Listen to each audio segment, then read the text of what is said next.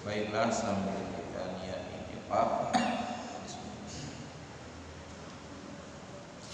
kembali kita melanjutkan materi kita dalam kitab Tuhfatul Raghibin yang berbicara 3 persoalan pokok, yaitu tentang hakikat iman dan definisinya. Yang kedua, sebab apa orang bisa murtad. Ada 3 hal, ada 3 instrumen. Ada lewat lisaniyah, perkataannya, statementnya. Ada orang murtad karena perbuatannya melakukan sebuah ritual yang menjadi sebuah keyakinan agama yang lain, ya. Dia tiru, dia buat, dia yakini, bisa murtad. Yang ketiga, mengiktikadkan prinsip-prinsip syariah. Dia tidak yakin, tidak percaya, itu bisa murtad lewat iktikadnya. Yang ketiga, dalam misi kita ini berbicara tentang aliran-aliran, sekte-sekte atau paham-paham yang dianggap menyimpang, yang akhirnya bisa jadi status kufur dan murtad. Malam ini kita pelajari halaman 6 yang kita lanjutkan. Apa saja lagi yang kita lakukan yang membuat kita bisa murtad, ya.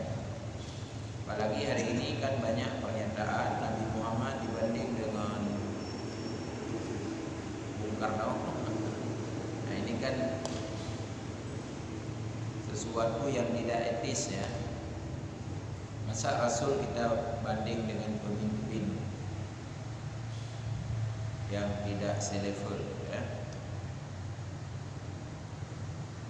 Barang siapa enggan ia daripada mengejar kalimat Islam, ia akan kafir yang menuntut ajari akan kalimat itu atau meminta tegah ia daripadanya, seperti katanya, tuntutlah sebentar atau pergilah engkau belajar kalimat itu pada Syekh Fulan, maka yaitu jadi kafir ia. Kalimat ini bisa berbahaya karena kita melarang mendidik manusia kalimat tauhid. Jadi kalimat tauhid, jika ada orang bertanya, wajib kita berikan, wajib kita ajari. Makanya termasuk nanti orang-orang kafir ketika dia mau masuk Islam, tugas kita harus mensyahadahkannya. Cuman ketika dilihat dalam sisi efek, sisi kepentingan, sisi tujuan, nah ini harus dilihat bab yang lain. Artinya apa dia tujuan masuk Islam, untuk apa dia masuk Islam, ini juga harus kita pahami. Jangan-jangan nanti dia masuk Islam sebagai administratif, pikirannya masih kafirun. Ini banyak kejadian. Kalau sejarah lama abad ke-18, akhir abad ke-18, bagaimana Sena Agranya berperan penting dalam menghancurkan Islam di Aceh. Dia rela belajar agama yang disebut Islamologi. Dia ubah identitasnya dari Sena Agranya menjadi Abdul Ghafur. Dia belajar agama, dia bertugas di Indonesia, ditugas di Aceh oleh Belanda. Akhirnya dia merusaklah agama Islam dari dalam. Di KTP-nya Muslim, ternyata dia kafir. Itulah para misionaris, itu disebut orientalisme. Jadi orientalisme salah satu usaha dari barat menuju timur untuk merusak agama dari dalam. Jadilah, nah dilihat sisi efek ini, kalau kita sudah tahu, tentu itu sudah bicara dalam wilayah politik. Ada falsafah dalam politik, ini masalah lain. Namun itu bahagian dari pertimbangan. Namun pada hakikatnya ketika orang ingin masuk Islam, tugas kita tidak boleh kita tegak. Orang belajar agama tidak boleh kita tegak. Kalau melarang orang dalam berbicara kalimat tauhid, itu jadi kufur dia karena telah melakukan sebuah aksi pelarangan dari perintah wajib. Dan yang lego, hukum menuntut wajib sunat, wajib. kita larang orang yang dia wajib, dia berdosa. Apalagi ini berbicara kalimat tauhid, jadi ma'rifatullah. Yang kedua, apa saja lagi yang dia lakukan, bisa saja dia murtad lewat kalimatnya, lewat lisaniyahnya. Dan barang siapa bersenda-senda ia akan dengan nama Allah, atau bersenda-senda ia dengan suruhannya, atau tegah ia, atau janjinya dengan memberi pahala, atau menyiksa ia, atau bersenda-senda dengan nama Rasulnya, maka yaitu jadi kafir dia. Termasuk itu membandingkan apa sih Muhammad Rasulnya kufur. Makanya kan banyak pernyataan, apakah Sukmawati kemarin dengan pernyataan jadi kafir secara akidah ya kafir. Karena dia telah membandingkan manusia biasa dengan Rasul yang dilatih oleh Allah. Bagaimana kita banding batu permata dengan batu kerikil yang ada di Indrapuri? Kan ada banding ya.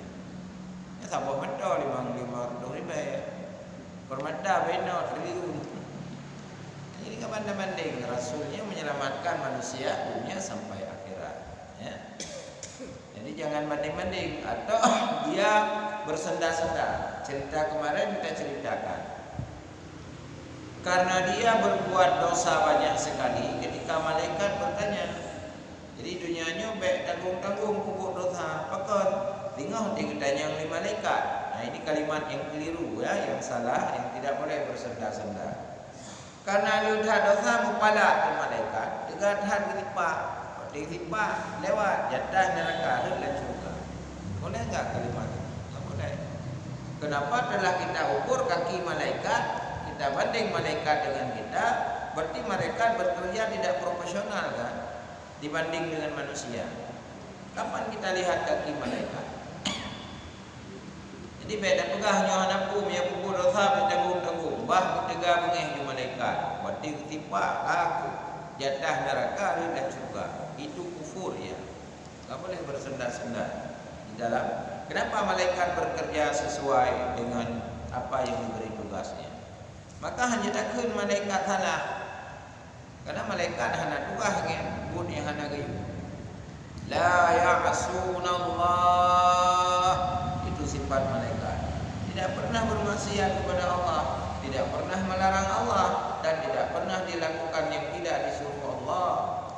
Jadi hanya takutnya tidak sama malaikat. Ya hanya itu. Karena telah kita banding malaikat dengan kita. Jadi jangan bandingkan sesuatu yang tidak selevel. Maka dalam kalimat tauhid, dalam akidah itu digolong dalam kekufuran. Paling tidak dia bermain di pinggir sumur, lama-lama dia jatuh kepada sumur. Nanti rupanya ada puhai, dia kata puput betanggung-tanggung. Ya anak pun rumnya kalau tad yang dosa kahek si malaikat bagi perintah baik perintah rametan sama surga ada tu. Nah, jadi telah kita ukur pekerjaan kita dengan malaikat yang kufur. Tak boleh bermain-main dalam tauhid. Dan barang siapa berikutnya berkata, ya jikalau kiranya disuruhkan Allah Ta'ala atau Rasulnya akan datang dengan berbuat taat, niscaya tiada aku perbuat akan dia. Atau katanya jikalau datang kepadaku Nabi, ya, niscaya tiadalah aku terima akan dia, maka jadilah ia kafir. Nah, barangkali saja ibu nampak dengan salat-salat mereka, ya, kufur. Tahu Allah, Allah, ya, kufur. Tahu Nabi, Nabi, kufur dia. Kenapa? Telah mengingkari perkara keimanan. Iman amantu billah wa kutubihi wa malaikatihi wa rusulihi wal yaumil akhir wa qadrihi wa syarrihi minallahi ta'ala, wajib diikuti dan dipatuhi. Nah ini mana benang merahnya? Karena telah dia mengingkar perintah Allah, berarti dia menentang Allah. Syariat itu perintah Allah. Jadi orang yang benci dengan syariat, tidak setuju dengan syariat, ya kufur ia. Dalam Al-Quran surat Al-Jasiyah ayat 18 Allah berfirman, Summa ja'alnaka ala syari'atin minal amr fattabi'ha wa la tattabi' ahwa'al ladzina la ya'lamun. Jadi syariat itu perintah Allah, tidak mungkin salah. Jadi jika kita tentang syariat berarti menentang Allah, jadi kufur ia. Maka jangan kita bilang nanti alah cari apa itu. Jadi kan menghina agama Allah, kufur ia.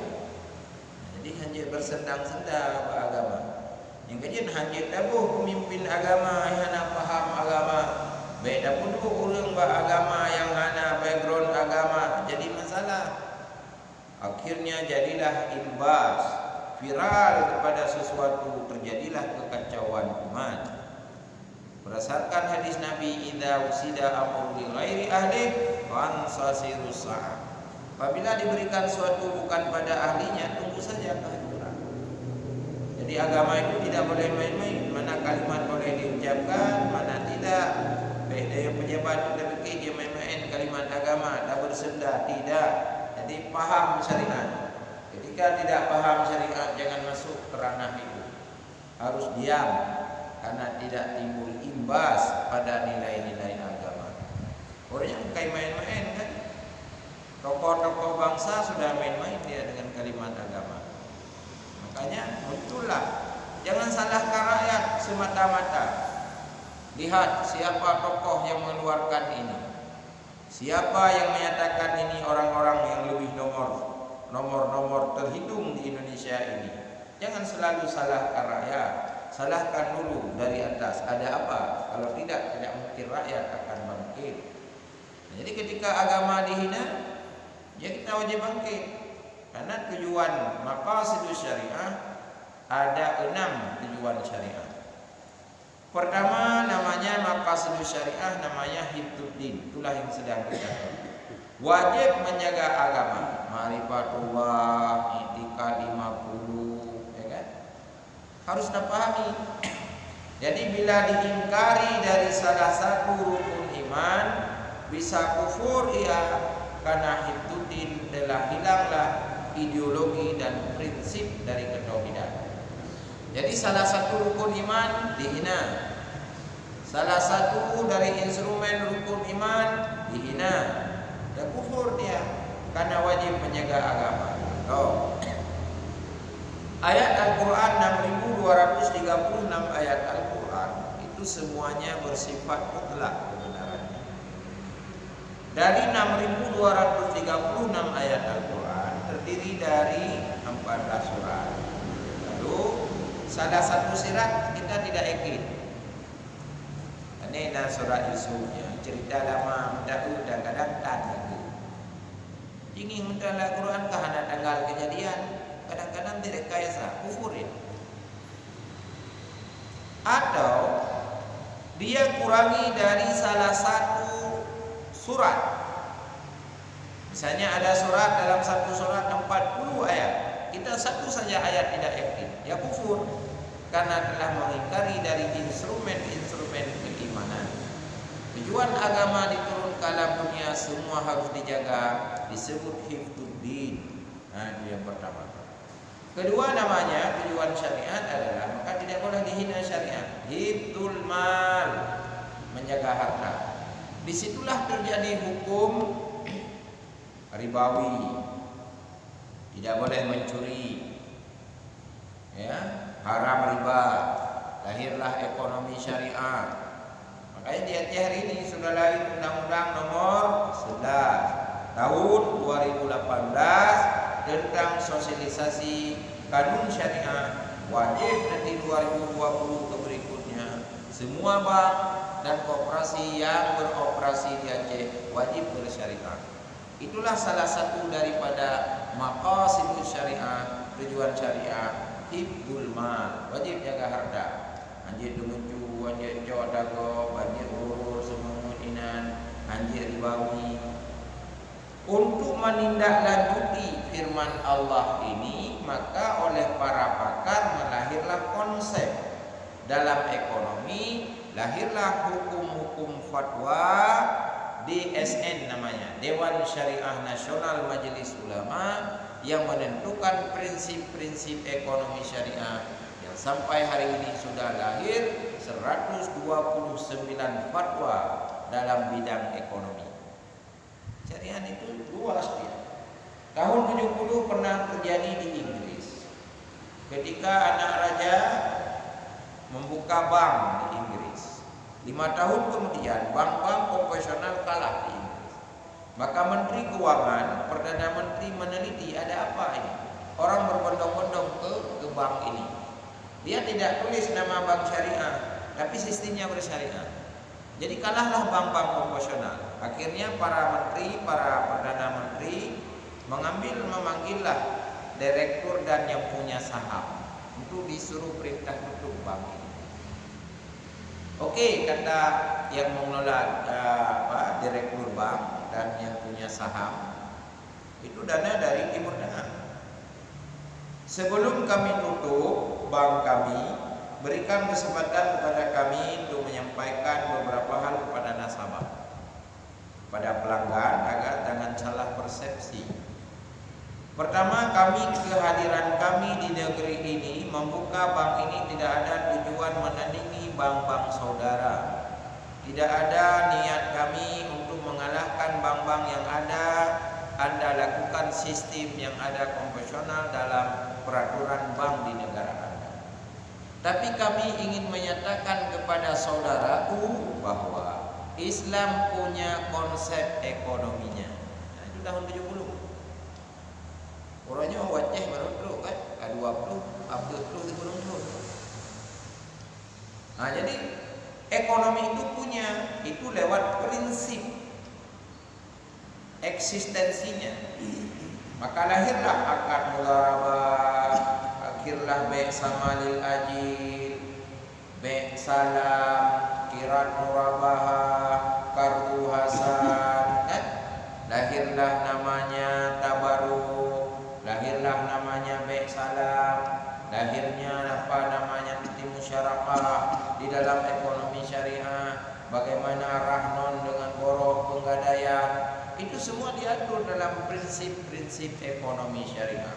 Jadi tujuan syariah adalah hidup. Kalau begitu, jika ada orang berkata sama sajalah bank syariah dengan konvensional, secara konsep akidah bisa kufur. Kenapa telah dia samakan hukum Allah dengan hukum tauhid? Ada orang bilang apa yang bedanya? Alah, beda lafaz. Ingat, ketika beda lafaz, beda instrumen. Ketika beda instrumen, beda hukum. Ketika beda hukum, dia akan beda maqasid. Kita lihat sebagai perbandingan. Maka dengan kata keun dari hukum sama madam lah baik syariah konvensional. Cuman syariah gekeun bagi hasil, baik konvensional gekeun bungong. Ingat, ketika beda bahasa, beda hukum. Kita lihat. Tiro na agama ni nang imi cewek. Kai puput katanya, punan ni. Dina kan? Kai Madinah tigangnya. Kai Madinah tinangnya. Katanya cit. Tiro suami istri telah melakukan instrumen nikah, rukun nikah, ijab kabul, ada sekat, ada mas kawin, ada saksi, ada wali kan? Rukun nikahnya. Telah aku terima nikahkan anak kandung saya kepada Fulan bin Fulan, siapalah namanya, dengan mas kawin 10 mas manyam tunai. Telah aku terima anak kandung bapak kepada saya Fulana binti Fulana dengan mas kawin 10 manyam mas tunai. Sah katanya. Malam dia melakukan sama seperti laki-laki tadi. Apa namanya? Hubungan jima, wakaf. Pekerjaannya sama, kok beda bahasanya? Apa yang harus kita jawab? Kalau kita berkatakan sama, yang berzina dengan yang melakukan hubungan, apa makna hukum nikah? Apa makna hukum Allah? Kalau kita mengatakan sama ekonomi syariah dengan konvensional, bagaimana kita membedakan hukum Allah dengan hukum tagut? Hukum manusia adalah sama, ya kufur. Maka hati-hati di dalam hukum syariah. Dan banyak contoh-contoh lain. Jadi beda istilahnya Allah beda lafaz. Apalah sebuah lafaz? Tidak. Lafaz itu menentukan hukum. Jim yang menikah anak tersebut kalau terima, sah nikah. Menyawali hendakeun telah aku nikahkan, sah nikah. Apalah sebuah lafaz ya? Tapi lafazlah yang menentukan halal, lafazlah yang menentukan sah di dalam hukum agama. Kalau begitu, untuk menentukan sebuah lafaz ini butuh instrumen. Dalam ekonomi syariah ada mudharabah.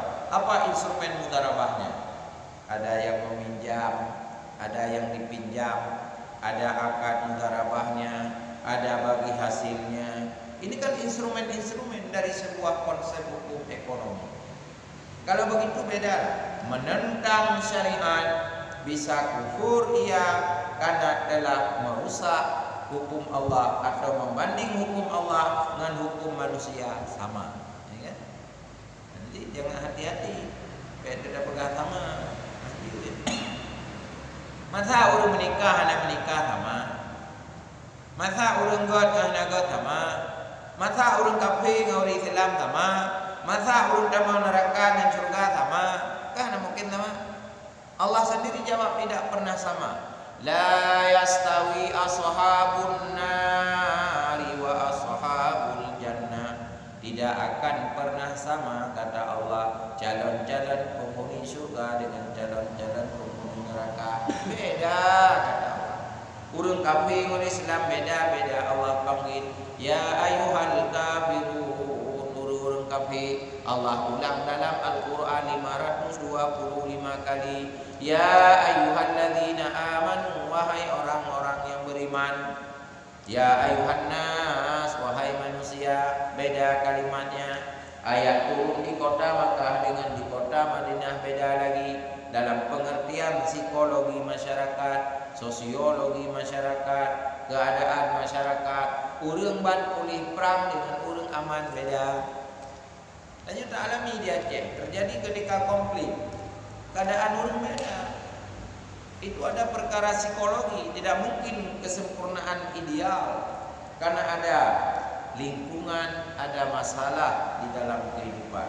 Tentu bicara agama adalah tadarus, berproses, bertahap untuk mencapai kesempurnaan. Cuman kalau hari ini misalnya di bank syariah belum sempurna, ya diakui. Cuman proses ini kan lama.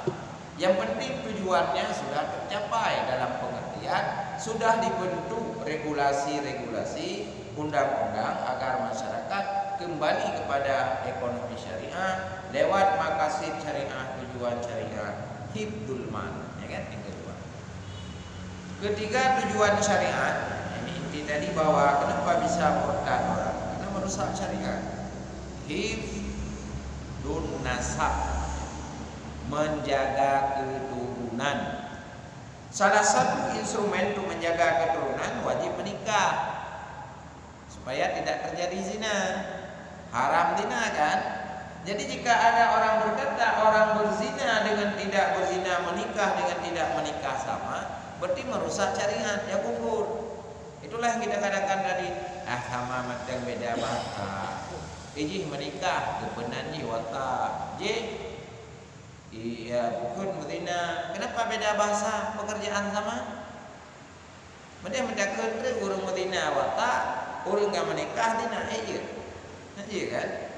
Kenapa beda? Karena beda hukum. Menyamakan hifdzun nasab, menjaga keturunan, hukum zina haram. Jika dia berkata sama saja substansinya ya kufur. Kenapa? Telah dia samakan menikah dengan tidak menikah, sama hukumnya. Dia melihat substansi. Tidak. Jadi beda bahasa, beda hukum. Maka hati-hati di dalam syariat Allah. Keempat, tujuan syariat adalah namanya hifdzul aql, wajib menjaga akal. Akal adalah potensi. Pada akal itu ada potensi.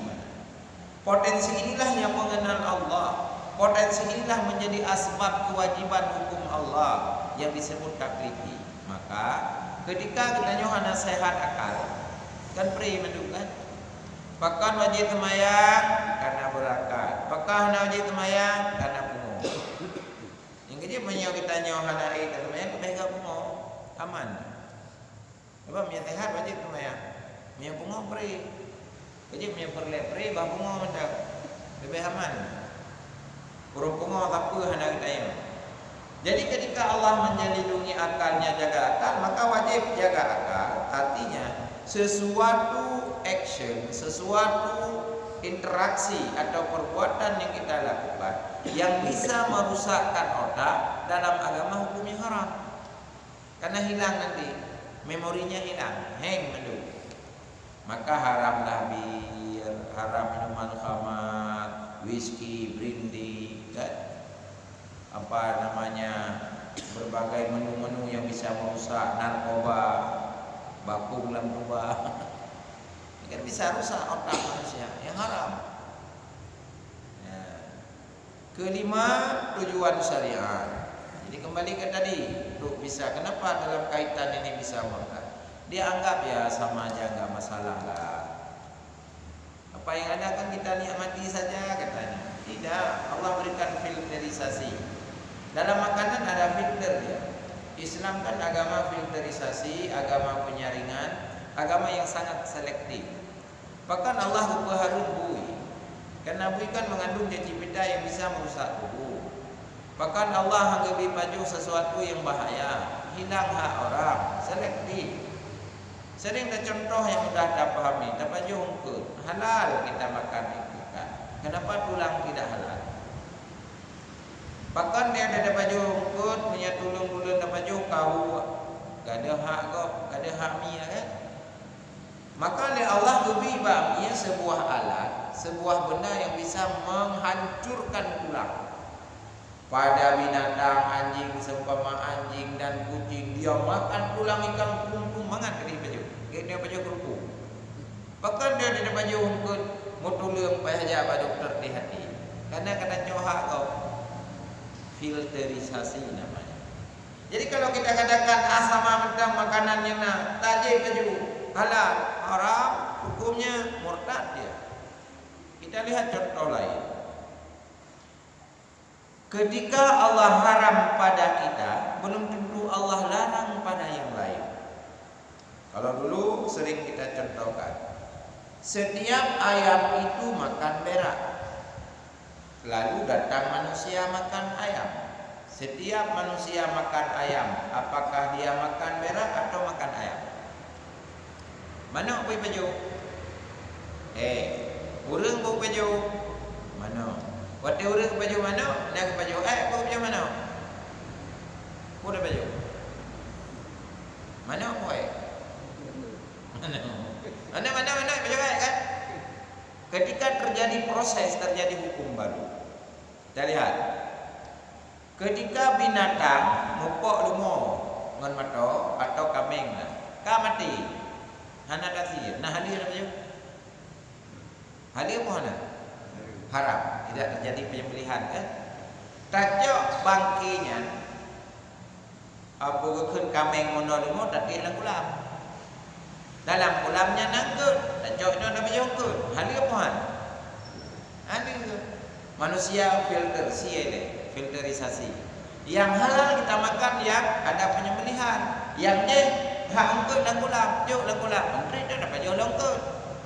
Menan ciwati datu nyantruk thungnya, meramun ti thungnya, mu kompi je baju dan jauh dah thungnya dapat jual dalam nanti dia puan. Jadi filterisasi. Ketika terjadi penjaringan proses yang lain terjadi hukum baru dia. Bahkan dia Allah kepegang menan karena hak lain baik dalam poin batas. Allah haram minuman khamar, haram ini. Ada kebutuhan obat di medis. Di medis tidak dilarang.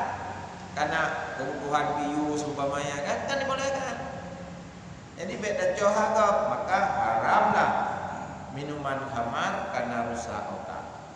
Kelima dalam syariat, tujuan syariat hibdun nafas namanya. Wajib menjaga jiwa. Maka terjadilah hukum haram pembunuhan kan.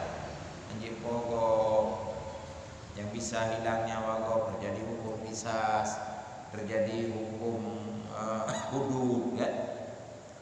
Ya pogok amfal bi amfil, yadan bi yadin, udhunan bi udhunin, ainon bi ainin, jadi mata bayi mata, liung bayi liung dalam hukum, jiwa bayi dengan jiwa. Terjadilah keseimbangan di dalam hukum. Yang terakhir hifdzul bi'ah namanya. Wajib menjaga lingkungan. Kalau di dalam negara, dalam Grandmasternya adalah AMDAL kan, lewat AMDAL. Mana boleh dibangun bangunan, mana yang rusak lingkungan, rusak jiran, ya kan. Makanya sebuah pembangunan kan wajib naikin AMDAL kan. Cuman ketika dunia telah canggih, terjadilah namanya ramah lingkungan, program ramah lingkungan. Borjai nanya bengeh jurung doa samping. Orangnya jika puri sistem biokimia, ya kan? Doa proses pertama dapur. Kotak kedua berak itu proses, hancur semuanya. Kotak ketiga dia jadi api. Orangnya yang kayak Pak Jokowi ini apui dari sistem biokimia. Cuma boleh kan? Apui pun ada biogas, nah, biogas gitu. Itulah biokimia, biogas. Pertanyaan dapat jauh teman Bu. Dari mana apui? Dari Jadi di negara-negara yang maju hari ini di kota-kota besar, hanya yang terganggu manusia, dengan bisa bermanfaat. Ya kan? Itu biasanya yang paling canggih menciptakan itu adalah orang Jerman. Lahirlah Borda Jerman. Jadi Borda Jerman itu menciptakan sistem sampah, sistem kotoran bisa diolah menjadi api. Ya kan? Jadi bubu mangan dari apu hijau. Jadi nekalan mbak hotel pajana pernah itu mang mato ninja ninja. Ho ke LPG kapui. Nah benar tu. Mai dah yang lurus dia dapat jo teman bu yang dari apu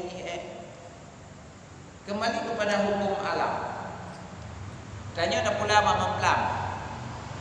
Ya kan? Atau tanaman lain. Baja pun dah bu, demo kan? Kameng.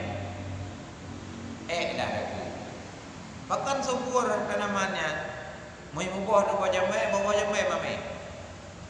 Pertanyaan, boleh nggak kita makan bajanya dari kotoran? Ya kan?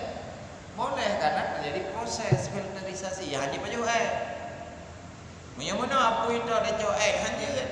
Tapi ketika dia proses terjadi hukum baru. Yang mana lingkungan bahagian dari syariat yang diatur dalam agama. Menyonyo tujuan syariat begitu indah. Pakai orang bengeh syariat. Ya kan? Pakai apa syariat. Ya, itulah hukum. Jadi dia tidak mengerti tentang syariat. Gak mengerti ekonomi syariat, gak mengerti tujuan syariat hiduddin, dianggap semua agama sama, ya kufur. Jadi inilah yang harus kita jaga dalam akidah, jangan kita anggap yang beda menjadi sama.